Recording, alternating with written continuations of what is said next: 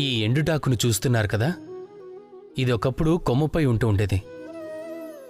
ఆకుపచ్చగా చెట్టుకు పోషకాలను అందిస్తూ ఉండేది. కానీ ఇది ఎండిపోగానే, ఇది పోషకాలను ఇవ్వటం మానేయగానే దీనిని పడవేయటం జరిగింది. ఇప్పుడు మీరంతా ఆ మాట నిజమే కదా అంటారు. ఇదే కదా ప్రపంచంలోని చేదు నిజం అంటారు. ఈ ప్రపంచం మిమ్మల్ని ఎప్పటివరకు గుర్తుంచుకుంటుంది అంటే మీరు ఈ ప్రపంచానికి ఉపయోగపడేంతవరకు మాత్రమే.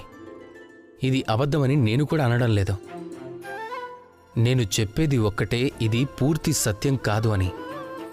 పూర్తి నిజం ఏమిటంటే, తమరు తలుచుకుంటే ఈ ప్రపంచానికి ఎల్లకాలము పోషకాలనివ్వగలరు. అలాగే ప్రపంచము కలకాలం తమరిని తనతోనే ఉంచుకోగలదు. ఎలా? ఈ ఎండుటాకునే ఉదాహరణగా తీసుకుందాం. ఈ ఎండుటాకుని నలిపి పారేస్తే అది ఆ తర్వాత వర్షపు నీటిలో తడుస్తుంది, ఎరువుగా మారుతుంది. తరువాత ఆ చెట్టు వేళ్లల్లో చేరిపోతుంది. ఒక కొత్త మొలకకు కొత్త జీవితాన్ని ఇస్తుంది. మీరే ఆలోచించండి, మీరు మీ జీవితంలో చెయ్యదలిచిందేంటి?